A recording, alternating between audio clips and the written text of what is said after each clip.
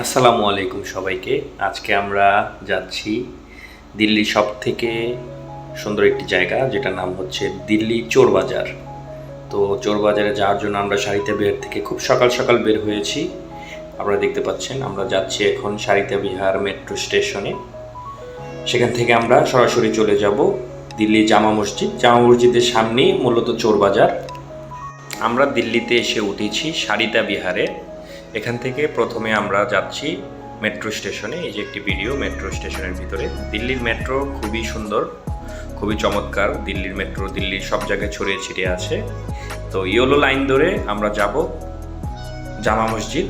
টিকিটের মূল্য মাত্র 43 রুপি। আমরা অপেক্ষা করছি স্টেশনে, সারিতা বিহার মেট্রো স্টেশনে। তো কিছুক্ষণের মধ্যে ট্রেন চলে আসে, মেট্রো ট্রেন খুবই দ্রুত। এই যে একটি ট্রেন চলে আসছে যেটা নেহেরু সিং ভবকপুর যাওয়ার দিকে যাচ্ছে। আমাদের ট্রেনটা এই পাশের প্ল্যাটফর্মে আসবে। আমরা 2 নাম্বার প্ল্যাটফর্মে ছিলাম, যেটাকে বলা হয় কাশ্মীর গেট। আমার সাথে যাচ্ছেন আমার আরও 2জন ভাই। একজনের নাম হচ্ছে মিস্টার সীমান্ত, অন্যজন আমাদের একজন শ্রদ্ধেয় বড় ভাই মিস্টার হালিম ভাই। তো আমরা আজকে সকাল সকাল বের হয়েছি, তখন সকাল 9টা বাজে। আমরা যখন যাচ্ছি মেট্রো স্টেশনে কিছুক্ষণ ভিডিও করে নিলাম। মেট্রো খুবই দ্রুত চলে দিল্লিতে। যারা দিল্লিতে আসবেন অবশ্যই মেট্রো ভ্রমণ করবেন।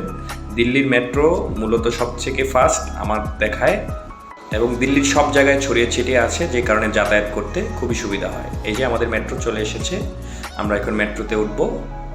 খুবই দ্রুত চলে মেট্রো।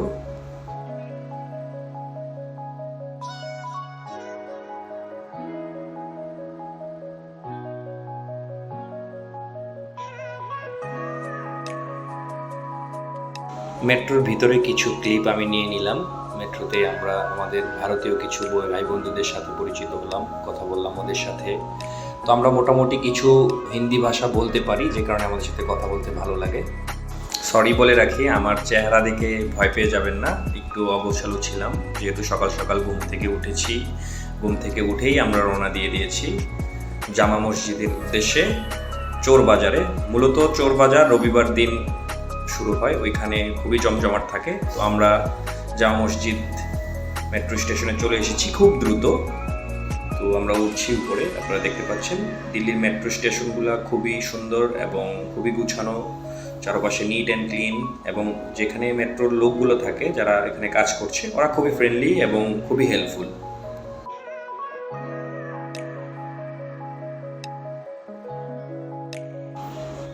স্টেশন থেকে বের হওয়ার পরেই আমরা অনেক জমজমাট দৃশ্য দেখতে পেলাম। নর্মালি জামা মসজিদের সামনে চোর বাজার বসে, খোলা মার্কেটে উপরে ওরা নিজেদের মতো করে ডেকোরেশন করে নেয়।